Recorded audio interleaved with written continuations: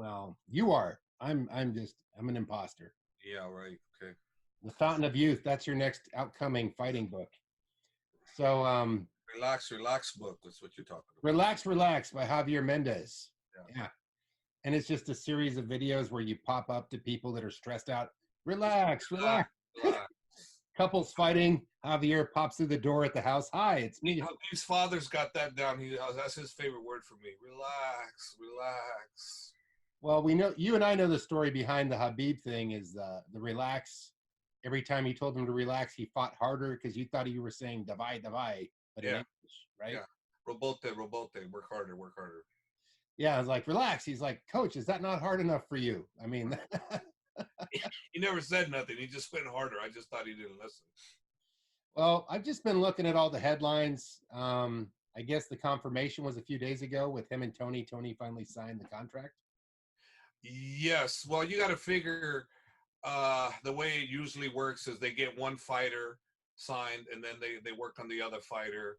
That's from what historically, since I've been involved in the fight game, not both fighters never sign at the same time. They get the one they want first, which is usually the champion. You sign the champion and then you offer the fight to the challenger. And that's what happened in this case. Habib's the champion, so he signed first. Then, because the thing of it is, if you get the challenger, but you don't get the champion, and you got issues with the champion, then you got an issue with the contract. Yeah. So they signed Khabib first, and then they went after Tony. And I'm sure Tony's camp did whatever they did to get the best deal for their guy, and they signed. You know, it was obvious to anybody that knows anything that that's the fight to make. It's the fight everybody wants. It's the fight we want. So Yeah. It's funny because you see Tony kind of cracking off. This was hard. That was hard. Saying Khabib is intimidated or whatever. And Habib's just not paying much lip service. I don't think he really cares. I mean, he's not scanning the headlines for any of this stuff. He's just focused on training and being. No, Habib's unfazed by all that. It's hey, whatever it is, what it is. When you go through Connor's antics, yeah, and you're stone cold throughout the whole thing until the end. Of course, he lost it at the end there. but if you went through Connor's taunting, no one else can duplicate what Connor did. So it ain't no big thing. It's a fight. It's a good fight. It's a fight that is something that you have to work for. It's not an easy fight, and it's a fight that Khabib. I mean, come on, well, this is the 5th time the fight's been made, so it's not like either fighter's afraid of the other one or fears the other one. They don't fear nothing. Both those guys. Yeah. And neither one's going to break. It's just a matter of who's going to beat who. Right. If you think that that I'm the guy thinking we're going to break Tony, no way, that ain't going to happen. Tony ain't going to break. Right. I mean, he can get beat, but he won't break. And Tony's not in Khabib's head. Khabib's not in Tony's head. It's just a competition between two great fighters, and see who prepares the best. And I'm betting on my guy, like always. I'm the coach of my guy, so I can't bet on the other guy. I'm betting on my guy. Yeah, of course. I mean, you were just there. He opened his own gym. I guess he's going to start priming his camp there, I would assume, over there in Dagestan, or no. He's very comfortable. He's very comfortable here. Excuse me, I gotta disconnect this phone. Fans are calling. They're calling the podcast live. Yeah, they're calling to cuss me out. No, he's very comfortable doing his training camp here. He's always gonna, according to him. Now things could change, like always. Things always change, but according to what he's expressed to me, he's always gonna want his camp starting here. This is how he likes it. He feels more comfortable here. And it's not because he can't train at home. It's because there's less distractions.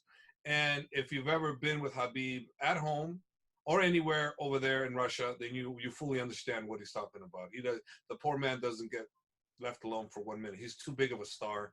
He can't really go anywhere. And here, he doesn't have nowhere, not even 5% of the problems he has here, they has over there. Not even 5%. Right. That's how bad it is for him. He is such a star. It's crazy. Well, it's like being a lottery winner. I mean, you win the lottery, everybody wants something from you. I mean, no matter who you are, whether you're a great athlete, great actor, actress, whatever, right? Well, it's like this. Over there, I'm a bigger star than the vast majority of any MMA guy here. Yeah. That's how big he is over there. And his father, oh my God, his father's God over there. Yeah. And love his dad. Everybody he's the greatest coach, and he is. His dad is a great coach and a great human being. And his father gets so much love over there. So he's connected to a lot of powerful people in government over there, and he's very influential because of the status of what his father's done, all the hard years of training fighters and the passion his father's had to instill it in the young men over there and making them great, men and fighters. For years his father's been doing this, and people are not finally, but more people are starting to recognize what a great coach and teacher and a person his father is. Well, you guys deserve it. I mean, one of our big hits on our YouTube channel, and if you guys haven't seen it already, is his father teaching Islam the how to levitate, basically, when he was lifting him up in the air. Yeah, That just keeps picking up. I love that one. There's another one where he gives Khabib a little beatdown type, little fun scenario type thing. That was pretty cool too. Yeah, he still got it after all these years. I mean, he was a champion in his own right, wasn't he? Abu Dhabi? Yeah, I believe so. I believe he was a champion, but he's so versed in all the arts. He understands what a fighter needs to do. He understands the mentality. He understands the technical aspect, and he's like me, the opposite of me in a way. But he's the grappling end of it. I'm the striking end of it. But we both understand MMA completely, and Right. that's why he never has an issue with anything that I say or do, because him and I, we actually think alike. We say the same things. Khabib used to always say, "You and Father always say the same things." I know. Well, you just said Father just told me, and I go, "Well, because your father's right." And he goes, "I know, Coach. I know. You're correct. You and Father are always correct," and it's true. We always are on the same page. That's why him and I, we've never discussed game plans ever, No. ever. We know what we want. I know what he wants with his fighters, and we go and do what needs to be done. Him and I think alike. And that's why we don't really have conversations about how do we attack somebody or this and that. We're not having conversations about how we attack Tony. None, zero. We know what needs to be done, and Khabib knows what needs to be done, and we just got to work. I mean, you guys speak different languages. You find a middle ground, probably some nods and some grunts. Yeah, yeah, and then the rest is ESP. Kind of, that's how it works. Sort of, but I'm starting to learn, like Horosho, which is good, Robote, which is work, Davai, gets go, Ruki, which is hands, Ruka, which is hand, Nogi. Lokat, which is elbow, Colina, which is knee. I'm learning little by little more on things. So it's only taken me 7 years to learn that many words, but at least I'm there. I'm learning more, and I'm not properly pronouncing them correctly, but at least I understand more. Like machina is car. I've learned a lot more words. You're getting there. Little by little. It's a Russian Sesame Street for you. You're learning all the words. Well, yeah, I'm around it so much when I was over there, and it's kind of hard when they're speaking in Russian. And I understand like less than 1%, or even less than 1% of 1%. It's kind of tough, but I'm trying to learn it. Well, you've had some full immersion. I mean, you're just back after you might as well be in the Navy taking a Westpac. You've been gone for a couple months. You just packed up, took care of your fighters on the road. First Blagoy, then over to Dagestan, then to Uzbekistan, then to Dubai, and then Abu Dhabi. Yeah. I was like, and then home. But that was a hell of a trip.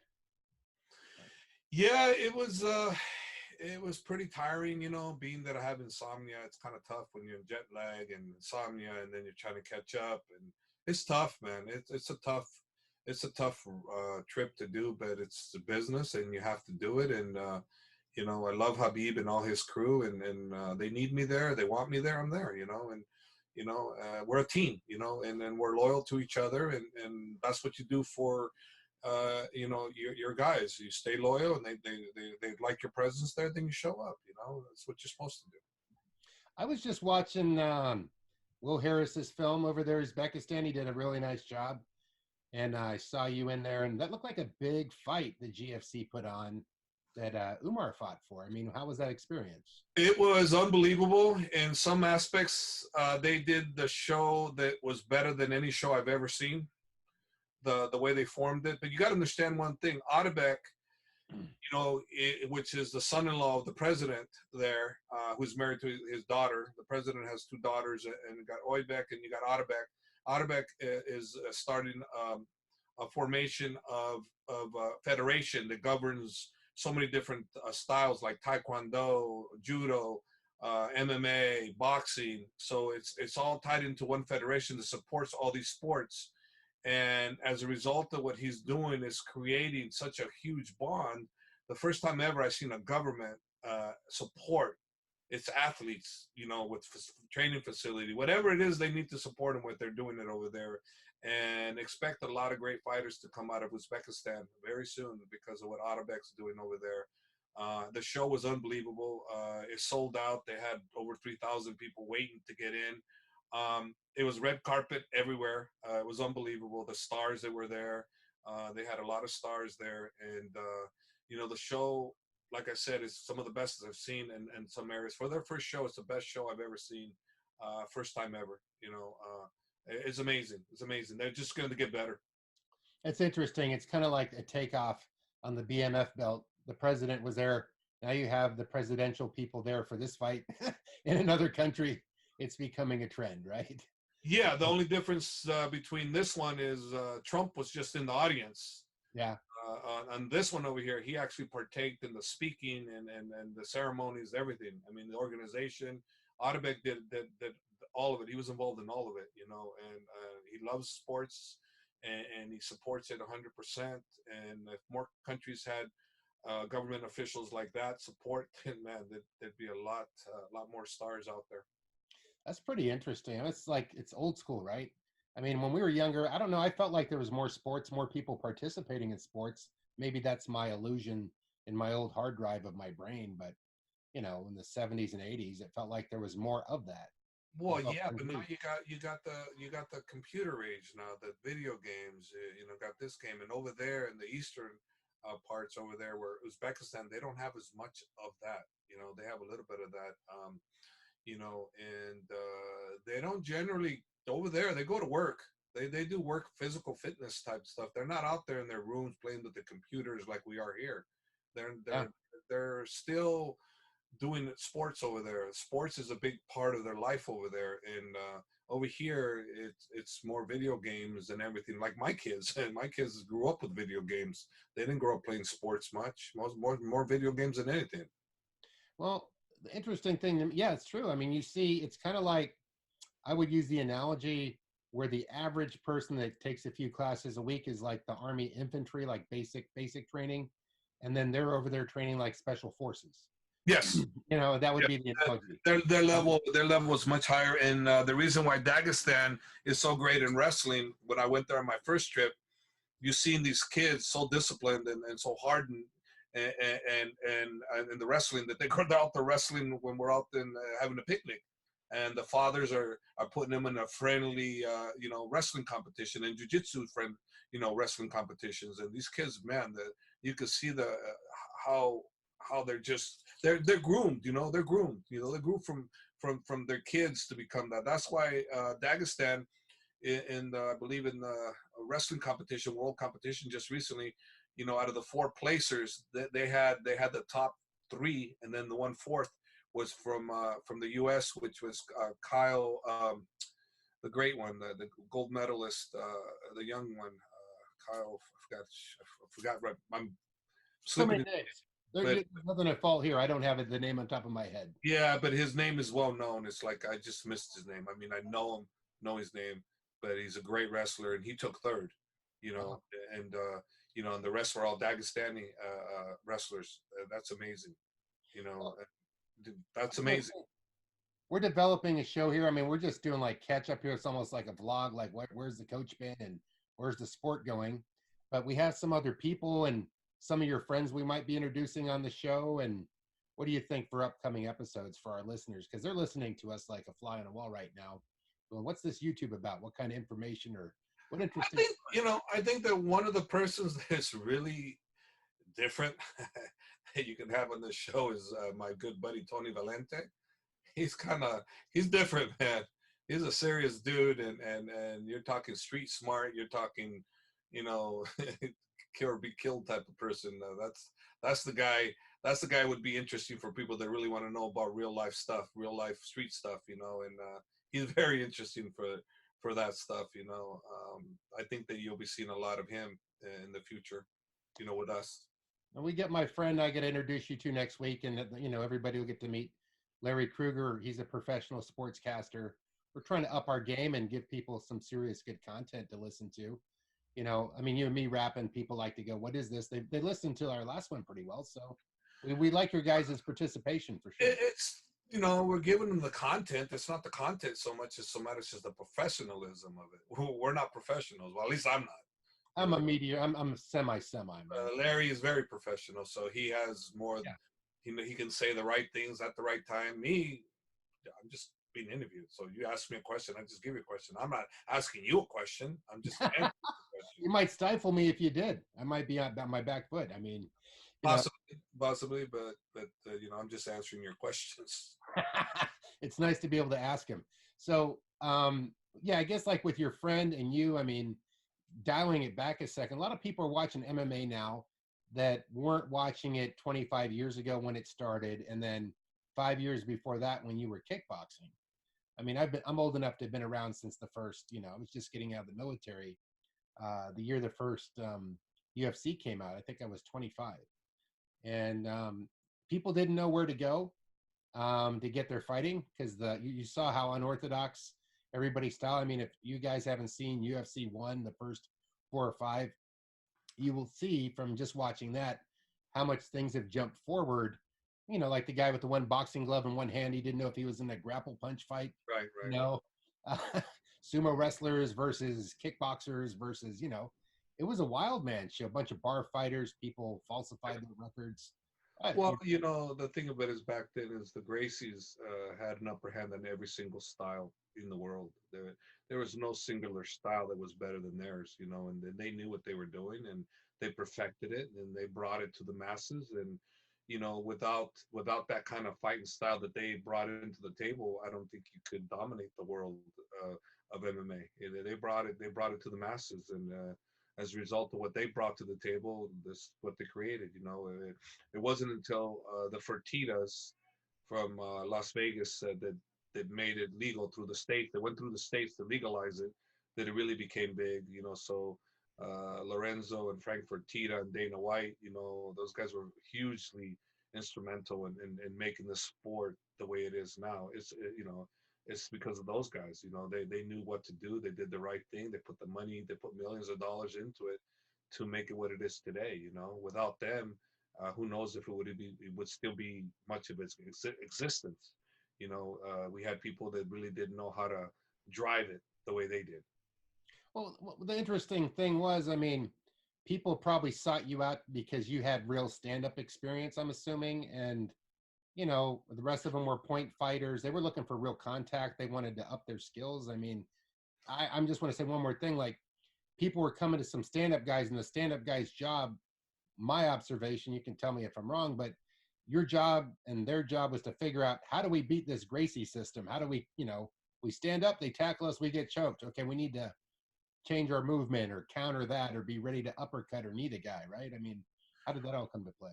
Well, I mean, when it came out, you know, everybody thought their style was better, you know, and the Gracies proved everybody wrong. Right. So if you wanted to beat their style, you better learn their style and add it to your style, and that's what, from my observation, that's what happened. You know, is you couldn't have beat their style without knowing their style, you know, and that's, everybody started learning it, and so that's why Gracie Jiu-Jitsu was everywhere, or Brazilian Jiu-Jitsu started becoming everywhere, because you needed to have it in order to do what, you know. If you're going to take one single art, you know, that was the art that was the most effective. That's the one that would outlast you, you know. And then you add that Brazilian Jiu-Jitsu with wrestling combo, man. You got a deadly combination there. You got a guy that can easily take you down, and now when he takes you to the ground, he's going to maul you, you know. So then you got the guy that has the wrestling, then the jiu-jitsu, and then he's got boxing, and there he has Thai boxing. So then you have the whole picture. So we're coming into age where it's not about a style so much as about fighters and right coaching and right preparation, more than it is styles. Not styles anymore as much. Well, yeah, it is a full fusion. You have to be ground up. You have to have all areas covered. You can be, but that's only going to take you so far. I mean, there's guys that were jujitsu guys like Jake Shields or, some of the Gracies recently that have hung on to their style. I would say that some of them got some stand up, but they were just standing up to get down. They were standing up to take you down. That was the whole goal from what I saw. Well, that's just not going to work anymore. Not with the time limits that they put on you, and you don't have all day. You don't have an hour to work on somebody and get them tired. It's 5 minutes. Right. You have to work within the sport. It's not a real fight. It's a sport. It's an entertainment sport, but still, there's rules. Right. In a real fight, a jiu-jitsu guy can take you down, hold you out for hours, and keep you down and get you tired, and all of a sudden you're too damn tired to do anything, right? But in this, you only have 5 minutes. Yeah. So you have to make your things work, and things have to change. That gave it more up tempo. I remember a lot of the original fights out of Brazil were unlimited time, and guys were fighting for 3 hours, just staying in. One guy's got a guy pinned down on the mat, and they were going to wait. Vale todo, vale todo. Everything goes right. Yeah, yeah, and but that was real fighting, But Right. but this is not real fighting. This is a sport. Yeah. In real fighting, you'll see that again. But that's real fighting. This is a sport. So within the rules of the sport, you got to practice for those rules. What's interesting is to see the evolution. I mean, the fighters you have today, what they can do to the fighters, because all the training that's been available, the techniques, the instruction, how they started learning. I mean, it's I kept hearing that probably about 10, 12 years ago. A lot of the fighters were telling me, wait till you see the next generation. I go, I don't see any difference. I couldn't see it then because the generation was evolving, right? And what do you see for the future? I mean, where fighters are going to be, I don't know, 4, 5, 10 years from now. Well, it's just like boxing. You see the great ones that you go, that one's going to be great, and they're like 10 years old. Right. They turn out to be exactly what you predicted because they're destroying everybody at that age. So that's what's happening. It's happening now. You see kids that are 10, 12 years old, you go, that's going to be a future champion. And if he's not a future champion, he's sure as damn going to be close to it. Yeah. Now you're heading over to Thailand. That's probably something you're going to enjoy. I mean, for like vacation, but also see your other partner, your other gym over there, Mike Swick, right? Yeah, Mike Swick is the main partner. I own a teeny % of it, and I'm going over there to look around, see some fighters. Maybe we could pick up some new fighters and whatnot. We're taking off. My son and I are going on the 17th, aka Thailand and Phuket. Yeah. And just enjoy myself. This is a vacation, a little bit of work, but more vacation. So you're going to go watch some of the fights the locals put on? Maybe. I mean, we'll see. Mostly talent. See what's available out there, like from AKA, what fighters over there, that type of thing. It's mostly entertainment. Yeah. I mean, it's nice to get away from this cold weather. You'll be out there in the nice tropical island, big fighting High Point. I don't mind San Jose. The weather's never been bad, so to me, it's fine. I'd rather be home, but if son wants to go, and so I'm going to take him. Well, you're just in Dubai. I mean, that weather was pretty nice. Didn't enjoy that trip. Dubai this time around compared to last time, what a dream. Oh my God, I wish it was this way when Khabib fought. That would have been incredible. The hospitality of the prince's staff, Akman, who's become good friends, and Omar, who handles everything for Khabib and the whole crew. It was, man, it's a once in a lifetime type of trip to be with those guys. And the way they treat you, it was unbelievable. I couldn't explain it. You'd have to be there to really get the full impact of how much of an impact Khabib has on people over there. Yeah, I mean, he's got a special status, unlike any other athlete. I mean, the American world might not know what it's like because they're not there. Maybe they can watch through YouTube, but being there and seeing it, I'm sure, is 10 times different. as far as feeling it, right? Yeah, it's a lot different. He's a global, especially in those areas. He's a global superstar. And then in Russia, he's a hero. He's a Yeah. Russian hero. So I mean, he's easily I would probably say the second most popular athlete in the Muslim community. I think the soccer player might edge him out by a teeny bit because soccer is the biggest sport in the world still. More games, And more then, often. and then Another thing. there's a Moroccan, I believe it was Egyptian or Moroccan soccer player. I don't even know him, but I heard that he's immensely popular. He's one of the best in the world. That shows you how much I know about soccer. I only know Cristiano. So. Well, I want to talk to you. We get another video people can look back at too, in the desert. That's what I called it. Basically, when you guys were out in the tents having the formal meal when you're out in Dubai, I accidentally put Abu Dhabi in the beginning. You were cruising through Dubai. I guess the fight was in Abu Dhabi. And, you know, I told people as much, like, sorry, I can't pull that out now, but I meant to say Dubai. How'd you like that tent and the barbecue, and how was that real desert experience out there? It was awesome. It was awesome. I mean, they tailored it for that kind of experience, you know, the bare essentials. But you know, hey, they had running water. They had water coming up, so it's like, you know, he said, "Well, don't show the water part because that's not from old Pakistan. They didn't have water like that. So they had their bathrooms and this and that. But the tent style was set up to be from 60 years plus the way they used to do it. What was And it? A goat you were eating? What were you eating? What animal was that? I think it was lamb. Lamb? Okay. Yeah, and they eat with their hands.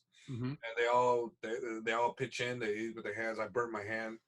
Uh, it's the second time around I did it, and I was kind of smart. But the first time I burnt my hand, they told me I might burn my hand, and I did. I was like, God damn it! It hurt. So, I mean, you're out there in the desert. You're going, well, I never thought I'd be here, man. I mean, that must have been pretty far out for you. Long way. No, it was great. You know, it was like it was a great experience. You know, it's better than any kind of other thing you could get because it was peaceful, it was relaxing. You know, and it was men bonding. You know, Yeah. and it was just chilling, just having a good time. That's like better than a barbecue. Yeah. Yeah. Yeah. That's what it seemed like to me. It was. Now, one thing, it's like, I want to put the record straight because you get a lot of people, they see all the food, but they don't know that all that food goes to people in the village. Whatever you guys don't finish, you guys aren't gluttonous and throwing it away. They don't waste anything. Whatever is not eaten, they package it up and they'll go give it to the people that need food. They give it to them. They don't throw food away. They don't throw food away. You know, I asked about that. They go, no, we don't throw food away. We give it to the needy people with what's not eaten. And yeah. So what is the shopping like out there? I mean, the mall is just mega. I mean, different. I think the shop in Dubai, I think it's one of the biggest in the world. It's pretty incredible. It leads to the biggest building in the world. I think it's 160 something stories up. It's Wiz Khalifa or something Khalifa or something. I don't remember the damn. That's a rapper. But it's not Wiz Khalifa, but it's something like that. But it's the biggest building in the world. I went up there when I had Carlos from Fruit Juice. Was scared as hell to go up there, and he had fear of heights. Yeah. So I took his Mexican card away from him, and then the second trip I said, you got to get your card back. So I kind of made him go back the second time, and he finally did it. But it kind of seemed like in a way it was phony, but it was real. He was really scared. That was real. He's not much of an actor. He was. I thought he was faking, but he really wasn't. He was really scared. Yeah. I don't have fear of heights, so I have fear of snakes. So I guess if I identified that and you want me to pet a snake, oh man, no. We're not gonna have any Javier at a snake zoo or anything. No. That'd be good. No, that'd be too hard. So moving forward, I guess Khabib's camp, probably start in a couple months after the holidays. The official camp will start probably 2 months out, 10 weeks out. He'll start either in Dagestan or start here, but he trains all the time. So it's not like he's not training. And you got to imagine, this is the 5th time that they're supposed to be fighting each other. And both of them are probably sick and tired of each other's getting ready for each other. So I would imagine both of them are going to be extra careful to make sure they make it to the dance. Right. And hopefully nothing unforeseen happens like with Tony the last time. Man, that was a freak thing that happened to him. What the hell? And then in Although, all fairness, same thing with Khabib. I mean, it's a different type of thing, but the freak things are, I don't know. I hope the fifth time it works, you know, because everybody needs to see these two. They're both undefeated, 12-0 versus 12-0 in the UFC. I think that's the first time in the history of UFC you had two people 12-0, 12-0 in the UFC win streaks going, and Khabib's undefeated, you know, and Tony's, like I said, 12-fight win streak, you know, and I think it's a very challenging match, you know, on both sides, and of course, you know, I feel we're gonna win, you know, and I just feel Khabib is never gonna get beat, but this is a match that we have to be very careful, and we have to play it correctly, you know, and Tony's not going to break Khabib. Khabib isn't going to break Tony. We're just going to have to beat each other up, you know, see who can beat up each other the worst, you know. But as far as someone breaking in this one, neither fighter's going to break, you know. And are they both looking forward to it? I know Khabib is. He's been wanting to fight Tony from the get-go. He wants to finish it. He feels Tony's deserving of it, and he's honored to be able to fight such a warrior as Tony. And I am too. Tony's a great fighter, you know, and he's proven it, you know, and he's got heart, he's got cardio, he's dangerous, you know, and if you underestimate him, which there's no way in heck I'm going to underestimate him because he's dangerous everywhere. You know, so if you respect your opponent, then you'll be prepared for your opponent. If you don't respect your opponent, then there's your downfall, you know. And I've seen too many times other opponents have disrespected Habib's ability, and I knew it, and I won't mention them because you know that's not what I want to do. But it is that downfall, and there's no way in heck that I am going to you know not respect anything Tony has. He has a great arsenal. And most important with that guy is he's got great cardio in his mind. His mind. That's why I say you're not going to break him. And if we think we're going to break him, then that's bad on our part. He's not going to break. You know, you may beat him, you may submit him, but you're not breaking him. yeah, that's true, and I think a lot of people, you know, everybody has their thing. Well, this guy's really good at this, but you know, they both have incredible records. The unmovable rock and the unstoppable force are colliding. Let us see what the fallout of this matter is, right? I mean, Yeah, you know, yeah. You got two formidable guys that are the best, and it's the first time in the history of the UFC, or probably the history of the MMA, that you have two guys on a 12-fight win streak, and both at you know the prime. Tony is 36, but he's still in his prime, man. That guy, he works out like a maniac. He works out, you know, consistently and always adding new tricks to the trade. You know, Habib too, and so you got two guys that are ready for each other, and let's just you know, keep our fingers crossed that everything goes according to plan. I believe 100% we're going to make it to the dance. yeah. Khabib's learned how to train smarter, watch the weight where he needs to watch. You know, he's always on schedule now. I mean, he's got it dialed in, you know, and just hopefully nothing happens unforeseen, you know. And this is Sounds the fifth time, you know, it's not like you go, well, you know, nothing's going to happen. Well, hell, it happened 4 times, you yeah. know. So I'm just saying, you know, I'm being realistic We're here. retesting in that statement. Times, you know, let's just hope there's no 5 times, and this is the one that actually goes through because the fans need to see it. Habib needs to do it. Tony needs to do it. You know, and we need to finish this fight. It needs to happen before anything. This one needs to happen. Well, I totally agree with you, and I think we'll talk more on like Islam and some of the other fighters next time around. We're getting a lot of subscribers, and if you haven't subscribed, make sure that you do. We've been growing, Hob. We got 600 new subscribers recently, and you know we like the steady growth. We got some good people that tune in. They might not know you give us really good access to things like Habib's camp, and the stuff that comes off this channel is like we have Will Harris making the beautiful cinema, but we get those clips, those day to day. We're like the telenovela, the you know the soap opera. He's more like the movie. I think that's the best way to compare. Well, you know, that's his thing. He's not trying to do what we're doing. He's trying to, Yeah, you know, that man's going to be a movie producer and a great one. And yeah, his craft, a totally different arena, you know. yeah. And he's great at what he does. And you know, don't be surprised if one day you see him being the, you know, Steven Spielberg of you know, the new next generation of great producers. I think so. But I'm excited to give people, you know, Habib Camp. So people might as well tune in now Start subscribing now. The lead up to the lead up to the lead up, because this is the interesting behind the scenes stuff, your day-to-day life.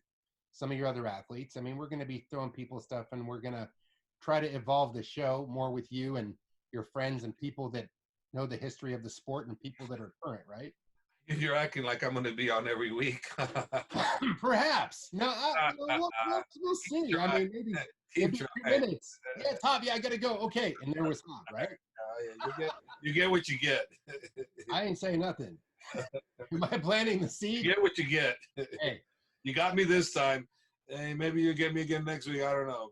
But there will be a show. Don't be trying to get me to commit to every week I'm going to be on. Just say someone's coming on. Somebody is coming on. One of your friends. Somebody you've okay, that's one. But you ain't somebody of your choice, right? I mean, I'm gonna do as much as I can, but don't. Yeah, we don't want it all on you. We want you, but you get to pick the guests, and we got to mix it up. You know, I think so. So.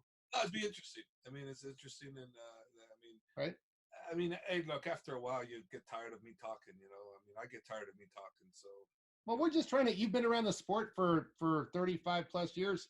You want to give people what you know about it, and they're going to learn more by watching your show. Some from you, some from your friends. A lot of different perspectives. I think we can show people a side that hasn't been shared before. It's not just the hype, right? It's not a matter of what I can do. It's a matter of what I have availability to do. Oh yeah, I'll do it for you. I'm saying I'll get your friends on here and stuff. Yeah, and then we'll have you, and we'll save it up, and people will be waiting for some more Javier. Yeah, but, I don't know about that. But I do what I can. Well, we appreciate you, man. Today was a good time talking with you. If you guys like what you saw, subscribe, share with your friends. We appreciate it. And we'll be back soon with more videos. All right, buddy. Thanks, Av. Over. Bye. Bye.